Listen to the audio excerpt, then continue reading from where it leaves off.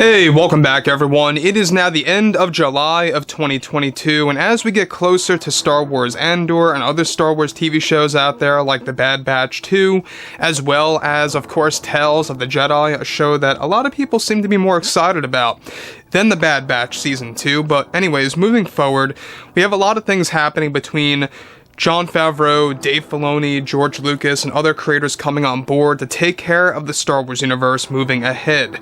This is Mike Zero. Make sure to subscribe if you are new to the channel for future Star Wars updates. Also, by the way guys, make sure to drop a thumbs up on this video to support the channel. I thank you all so very much for the kind support. It is greatly appreciated. Now, as of right now, there's a lot of things really, progressing with the Star Wars universe by Disney and Lucasfilm, such as the books and the comics, that's going to lend a lot of credit towards the construction of the new Star Wars universe for live-action and animated material as well. Now, given that there's a lot of things also happening between Favreau and Filoni, to really get things right, their big endgame here is to essentially bring back Star Wars Legends, or the highlights, I should say, of Star Wars Legends, the best parts of that time of the franchise, to make it officially canon under Disney. And that's exactly what they're aiming for, and that's exactly what they are doing with TV shows out there like Ahsoka, Mando 3 and 4, as well as others. So, on top of this, we already know that everything related to Disney Star Wars as a whole is that they really are aiming to really expanding the franchise into this library's worth of Star Wars material. That's how big they really want to make the Star Wars TV shows expand. They really want to make it like it's going to be a library's worth of things to actually watch. Now, like I say, it means nothing unless it's all going to be quality made. It has to be very much quality driven. And if you don't make shows that hold quality, it's just not going to work. So that's exactly why Chapek is allowing Jon and Dave to do exactly as they please, moving forward.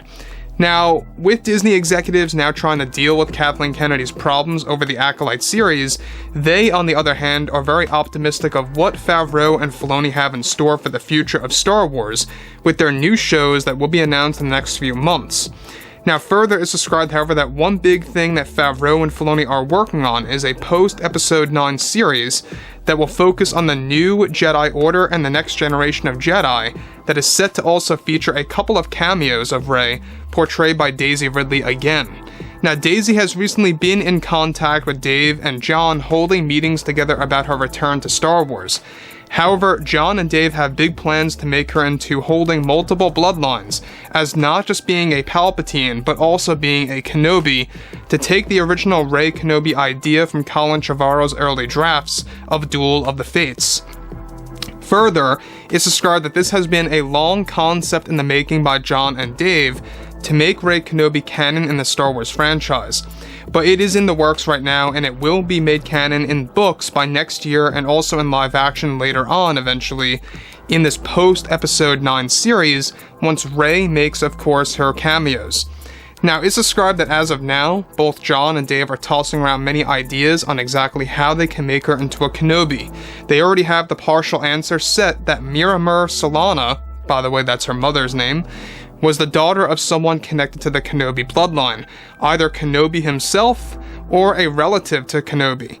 Jon and Dave have not decided on that part just yet. However, Jon and Dave have had some very small creative roles in the Kenobi series to drop possible little hints in the Kenobi series, and that they are looking at the possibility of making Rey the descendant of Kenobi's brother, or either the grandchild of Kenobi himself. Now, let me just pause here for a second. We already knew that Jon and Dave had very little creative power over the Kenobi TV series, and I'm talking about very little creative power. They were only allowed to drop little breadcrumbs in the show here and there, like suggest a couple lines of dialogue to be used, or maybe some Easter eggs to actually further connect to other shows, little things like that. And one of the little things that were done by Jon and Dave and instructed by Jon and Dave is for Kenobi to acknowledge that he believes that he had a brother when he was taken by the Jedi to become a Jedi Knight eventually. And there's a reason why that was dropped, is because basically Filoni and Favreau want to keep their options open on exactly how they're going to be able to extend the Kenobi bloodline and exactly how Rey is going to fit into the equation here with the Kenobi bloodline in a realistic manner. To be honest with you guys, I don't like the idea of Rey being connected to Obi-Wan's brother. One reason and one reason only. It's a very, blank character right now. We know little to nothing about the character, not even a name, never seen him, and it really just kind of takes away the excitement about it. So, I think that for them, the better route is the other route that Jon Favreau is going for. We'll get to that in just a second. So, they are in an ongoing process on what would make sense the most to fans. Favreau feels sticking with Rey being the grandchild of Kenobi makes more sense, and I agree.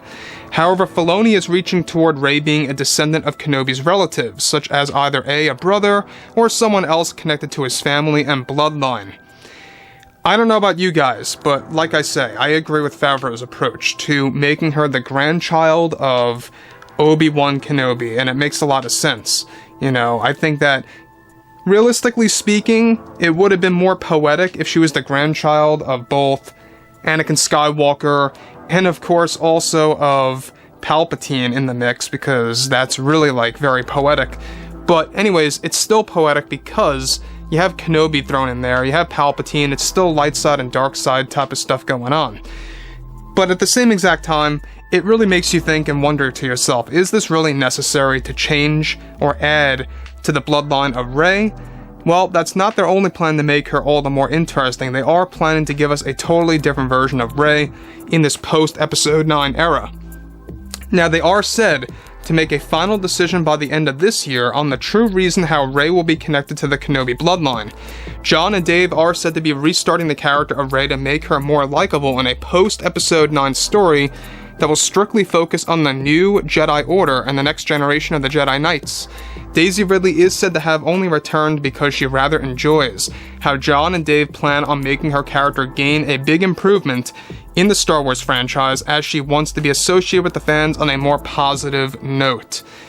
And that is, of course, the main reason why basically Ridley is coming back, is that, let's not forget that she came out of a sequel trilogy that a lot of fans did not like her character thoroughly, or as much as one would like Anakin or Luke or anything like that.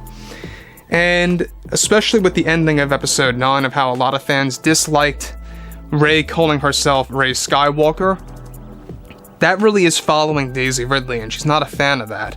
And as we all know, Jon and Dave are no longer going to call her Rey Skywalker in the canon. They are going to be rewriting that canon, basically as if Rey gave up that idea, and they're focusing on her just being Rey Solana with the bloodline of Kenobi and Palpatine in the mix. By the way, Rey Solana is the name of her mother, so it makes sense how it's handed over to her on an official note, but she's got that secret bloodline within her. She's got the Kenobi and Palpatine bloodline. That's the main reason why Jon and Dave are aiming to give her a simple name, is because if you actually label her as Rey Kenobi, you might as well label her as Rey Palpatine.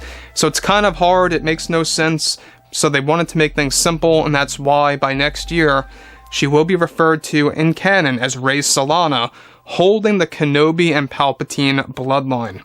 So overall, guys, drop a comment below. Let me know what you guys have to say about this below in the comments. And if you guys did enjoy the content for today, make sure to drop a thumbs up on this video to support the channel. I thank you all so very much for the kind support, and I'll catch you guys next time.